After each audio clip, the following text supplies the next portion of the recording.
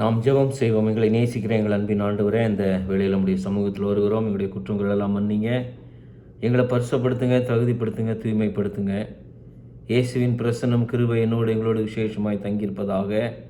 ஆண்டவரே, இந்த நாளில் எங்களுடைய தியானத்தை ஆண்டவரை ஆசீர்வதிச்சு தாங்க. உம்முடைய கரத்தில் எங்களை ஒப்புக் கொடுக்குறோம். உம்முடைய கிருபை, உம்முடைய பிரசனம் எங்களோடு கூட இருப்பதாக. ஆண்டவருடைய கரத்தில் எங்களை அர்ப்பணிக்கிறோம், ஒப்புக் கொடுக்குறோம். சுவாமி, நீங்கள் பொறுப்படுத்திக் கொள்ளுங்கள். எங்களோடு கூட பேசுங்க, எங்களை ஆசீர்வதிச்சு அனுப்புங்க. இயேசு கிறிஸ்துவின் நாமத்தில் கேட்கிறோம் நல்ல பிதாவே, ஆமென். 26ஆம் சங்கீதம். கர்த்தாவே, என்னை நியாயம் விசாரியும். நான் என் உத்தமத்திலே நடக்கிறேன். நான் கர்த்தரை நம்பி இருக்கிறேன், ஆகையால் நான் தள்ளாடுவதில்லை. கர்த்தாவே, என்னை பரீட்சித்து என்னை சோதித்து பாரும். என் உள்ளந்திரியங்களையும் என் இருதயத்தையும் புடமிட்டு பாரும். உம்முடைய கிருபை என் கண்களுக்கு முன்பாக இருக்கிறது. உம்முடைய சத்தியத்திலே நடந்து கொள்கிறேன். வீணரோடே நான் உட்காருவதில்லை, வஞ்சகரிடத்தில் நான் சேருவதில்லை. பொல்லாதவர்களின் கூட்டத்தை பகைக்கிறேன், துன்மார்க்கரோடே உட்காரேன். கர்த்தாவே, நான் துதியின் சத்தத்தை தொனிக்க பண்ணி உம்முடைய அதிசயங்களை எல்லாம் விவரிப்பதற்காக நான் குற்றமில்லாமையினாலே என் கைகளை கழுவி உம்முடைய பீடத்தை சுற்றி வருகிறேன். கர்த்தாவே, உம்முடைய ஆலயமாகிய வாசஸ்தலத்தையும் உமது மகிமையான ஸ்தானத்தையும் வாஞ்சிக்கிறேன். என் ஆத்துமாவை பாவிகளோடும் என் ஜீவனை இரத்த பிரியரோடும் வாரிக்கொள்ளாதேயும். அவர்கள் கைகளிலே தீவினை இருக்கிறது, அவர்கள் வலது கை பரிதானங்களால் நிறைந்திருக்கிறது. நானோ என் உத்தமத்திலே நடப்பேன். என்னை மீட்டு கொண்டு என்மேல் இரக்கமாயிரும். என் கால் செம்மையான இடத்தில் நிற்கிறது, சபைகளிலே நான் கர்த்தரை துதிப்பேன். இந்த சங்கீதங்களில் காணப்படுகிற அநேக காரியங்கள் ஜெபம்தான். இதுவும் ஒரு ஜெப சங்கீதம்.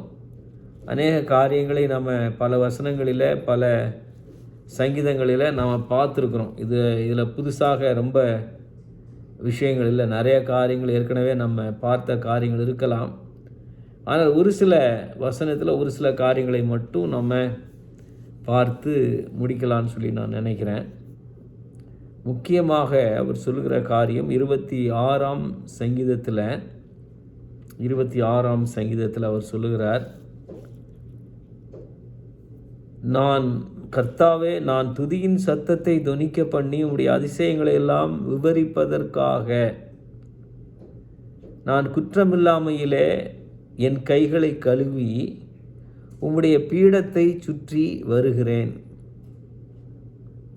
கர்த்தாவே, உமது ஆலயமாகிய வாசஸ்தலத்தையும் உமது மகிமையான ஸ்தானத்தையும் நான் வாஞ்சிக்கிறேன். அவர் சொல்லுகிற அநேக காரியங்களை அவர் சொல்லி வந்தாலும், நான் கர்த்தரை நம்பியிருக்கிறேன் என்று சொல்கிறார். என்னை பரீட்சித்து என்னை சோதித்து பாரும், என் உள்ளந்திரியங்களை ஆராய்ந்து பாரும் என்று 2வது வசனத்தில் அவர் சொல்லுகிறார். நான் என் உத்தமத்தில் நடப்பேன் என்று சொல்லுகிறார். செம்மையான இடத்துல நான் நிற்கிறேன்னு சொல்கிறாரு. ஆனால் இவையெல்லாம் இருந்தாலும்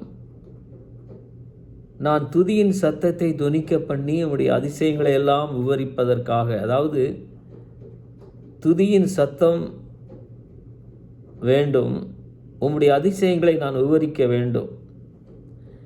வாழ்க்கையில் இது ஒரு பெரிய லட்சியமாகவே அவர் வாழ்ந்து வந்தார். 12ஆம் வசனத்தில் சபைகளிலே நான் கர்த்தரை துதிப்பேன். இதுதான் ஒரு வாழ்க்கையில் ஒரு பெரிய லட்சியம் போல, ஒரு நோக்கம் போல இந்த வாழ்க்கையில் வைத்திருந்தார் சங்கீதக்காரன். நான் துதிக்க வேண்டும், ஆண்டவரை துதிக்க வேண்டும், அவருடைய அதிசயங்களை எல்லாம் விவரிக்க வேண்டும். அதுதான் அவர் வாழ்க்கையில் செய்ய நினைக்கிற காரியம். அவர் வாழ்க்கையில் செய்ய நினைக்கிற ஒரு பெரிய காரியம் அதுதான். நான் துதிக்கணும், துதியின் சத்தத்தை நான் துணிக்க பண்ணி அவருடைய அதிசயங்களை விவரிக்க வேண்டும். இதுதான் வாழ்க்கையில் அவருக்கு இருந்த ஒரு பெரிய லட்சியமாக கருதலாம். அவருடைய வாழ்க்கையே இதை சுற்றித்தான் இருந்தது. அவர் ஆண்டவரை துதித்தார், ஆண்டவருடைய அதிசயங்களை விவரிக்கிறார். மற்றவர்கள் தெரிந்து கொள்ள வேண்டும் என்று சொல்லி ஆண்டவருடைய அதிசயங்களை அவர் விவரிக்கிறார் என்று நாம் பார்க்கிறோம். இதற்காக உம்முடைய பீடத்தை சுற்றி சுற்றி வருகிறேன். எதற்காக? நாம் துதிக்கணும், உம்முடைய அதிசயங்களை அறிவிக்கணும். இதுக்காக, விவரிப்பதற்காக உம்முடைய பீடத்தை சுற்றி சுற்றி சுற்றி வருகிறேன். ஆண்டவரை தான் வாழ்க்கை நோக்கம். இந்த வாழ்க்கை நோக்கத்தை நிறைவேற்றுவதற்கு நான் என்ன செய்கிறேன்? உம்முடைய பலிபீடத்தை சுற்றி சுற்றி வந்து கொண்டே இருக்கிறேன். அவ்வளோதான். வாழ்நாளெல்லாம் அது ஒரு பெரிய சந்தோஷமான ஒரு காரியமாக செய்து வருகிறார். உமது ஆலயமாகிய வாசஸ்தலத்தையும் அது மகிமையான ஸ்தானத்தையும் வாஞ்சிக்கிறேன். வாழ்க்கையில் ஆசைப்படுற ஒரு முக்கியமான இன்னொரு விஷயம் என்னவென்றால், நான் ஆண்டவருடைய ஆலயத்தையும் அவருடைய மகிமையான ஸ்தானத்தையும் வாஞ்சிக்கிறேன். அந்த ஆண்டவருடைய ஆலயத்தில் இருப்பதைத்தான் நான் விரும்புகிறேன், அதைத்தான் நான் வாஞ்சிக்கிறேன் என்று அவர் சொல்லுகிறார். அதுதான் அவருடைய வாழ்க்கையில் அவருக்கு பெரிய எய்மாக இருக்கிறது, பெரிய ஒரு எண்ணமாக, ஒரு பெரிய ஒரு லட்சியமாக அவர் வைத்திருக்கிறார் என்று நாம் பார்க்கிறோம். உம்முடைய சமூகத்தில், உம்முடைய ஆலயத்தில் நான் உம்மை சுற்றி சுற்றி வர வேண்டும் ஆண்டவரே, உம்மை சுற்றி சுற்றி வர வேண்டும் என்று அவர் ஜெபிக்கிறார். அதற்காகத்தான் இதற்கெல்லாம் நான் தகுதியாக வேண்டும் என்றால், ஆண்டவரே நீர் என்னை பரீட்சித்து என்னை சோதித்து பார்க்க வேண்டும். 2ஆம் வசனத்தில் என் உள்ளந்திரியங்களை புடமிட்டு பார்க்க வேண்டும். ஆண்டவரே நான் குற்றமில்லாமையில் நான் என் கைகளை கழுவ வேண்டும், என்னை பரிசுத்தப்படுத்த வேண்டும். ஆண்டவரே என்னை தூய்மைப்படுத்த வேண்டும், என்னை மீட்டு கொண்டு என் மேல் நீ இரக்கமாக இருக்க வேண்டும். 11ஆம் வசனத்தில் இப்படி நான் ஆண்டவரைய துதியை சொல்லி வர வேண்டும் என்றால், அவருடைய அதிசயங்களை நான் விவரிக்க வேண்டுமென்றால், ஆண்டுடைய சமூகத்திலேயே சுற்றி சுற்றி வாழ வேண்டும், அவருடைய ஆலயமாகிய வாசஸ்தலத்தில் நான் தங்கியிருக்க வேண்டுமென்றால், அதற்கு நான் என்ன செய்ய வேண்டும்? என்னுடைய பாவங்களை அறிக்கையிட்டு, என்னுடைய பாவங்களை பரீட்சித்து பார்த்து, சோதித்து பார்த்து, என் இருதயத்தை ஆண்டவர் புடம்பிட வேண்டும் என்று சொல்லி ஜெபித்து, ஆண்டவருடைய கையில் அர்ப்பணித்து, நான் உத்தமத்தில் நடப்பேன் என்ற ஒரு தீர்மானத்தோடு வாழ வேண்டும். அப்படி வாழும்போது நான் வாழ்நாளில் நான் செய்ய வேண்டிய வேலை என்ன என்றால், நான் துதியின் சத்தத்தை தொனிக்க பண்ணுவேன். சபைகளில் நான் கர்த்தரை துதிப்பேன். சபைகளெல்லாம் இன்றைக்கி இருக்கிற பெரும்பாலான திருச்சபைகளை பற்றி அவர் பேசலை. மக்கள் கூடுகிற இடங்கள், சபையாக இஸ்ரவேல் மக்கள் கூடுகிற இடங்கள் உண்டு. படித்தவர்கள் சபை என்று இருக்கிறது, நீதிமான்களின் சபை என்று இருக்கிறது, கல்விமான்களின் சபை என்று இருக்கிறது. இப்படி எல்லா சபைகளிலும் எல்லா இடங்களிலும் நான் கர்த்தரை துதிப்பேன், அவரை நான் உயர்த்துவேன், அவரை துதித்து நான் பாடுவேன், அவருடைய துதியை நான் சொல்லிக்கொண்டே இருப்பேன். அதுதான் என்னுடைய வாழ்க்கையில் முக்கியம். அவருடைய மகிமையான ஆலயத்திலேயே இருப்பேன். இதெல்லாவற்றிலும் விட இது மிக முக்கியமான இன்னொரு மிக விருப்பமான ஒரு காரியம் அவருக்கு என்னவென்றால், நான் உம்முடைய அதிசயங்களை எல்லாம் விவரிப்பேன். ஆண்டவருடைய அதிசயமான செயல்களையும் அவருடைய அதிசயங்களையும் எல்லாவற்றையும் நான் விவரிப்பேன். ஆண்டவருடைய அதிசயங்களை விவரிப்பேன். அதுதான் அவருடைய வாழ்க்கையில் மிக முக்கியமான லட்சியமாக காணப்பட்டது. கர்த்தரை துதிப்பதும், ஆண்டவரை துதிப்பதும், அவருடைய சமூகத்தில் அவருடைய பீடத்தை சுற்றி சுற்றி வருவதும், அதனுடைய விளைவாக அவருடைய அன்பினால், அவருடைய கிருபையினால் நிறையப்பட்டு, அவருடைய அன்பினால் கழுவப்பட்டு, தூய்மைப்படுத்தப்பட்டு, நான் கர்த்தருடைய அதிசயங்களை எல்லாம் அநேகருக்கு விவரிக்கிறவனாக இருப்பேன். ஆண்டவருடைய அதிசயங்களை எல்லாம் விவரிப்பேன். அது அவருடைய வாழ்க்கையில் அது அவருக்கு பெரிய ஒரு தீராத தாகம், ஒரு வாஞ்சை, ஒரு விருப்பம் என்று கூட நாம் சொல்லலாம்.